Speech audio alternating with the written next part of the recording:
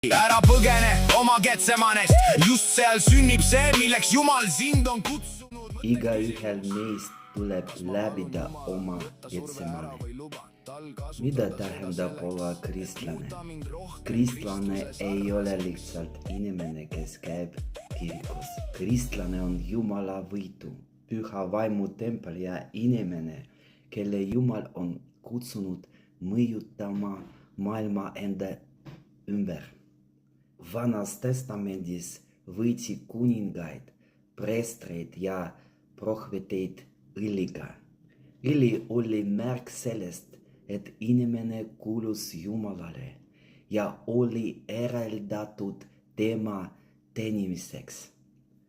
Huvitav on see, et sõna Getsemane tuleb hebra keeles Gatshemanim ja tähendab õlipressi, kohta, kus oliividest pressiti õli.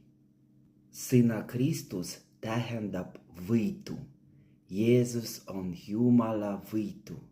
Meid nimetatakse kristlasteks, sest me kuulume Kristusele ja oleme saanud osa tema võidmisest püha vaimu kaudu.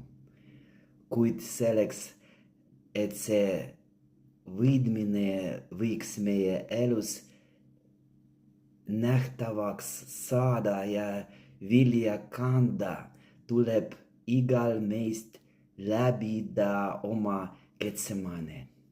Aga võidmine ei kasva mugavuses.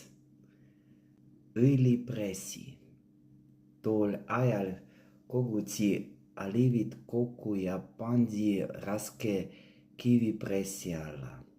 Alles suure surve all purunesid viljad ning hakkas voolama hinnaline õli. Mida suurem õlisurve, seda rohkem õli voolas. Nii on ka meie elus. Mida sügavamalt Jumal meist töötab, seda rohkem saab tema elu voolata meie kaudu teiste inimesteni. Oliividest ei tule õli enne, kui need pressitakse.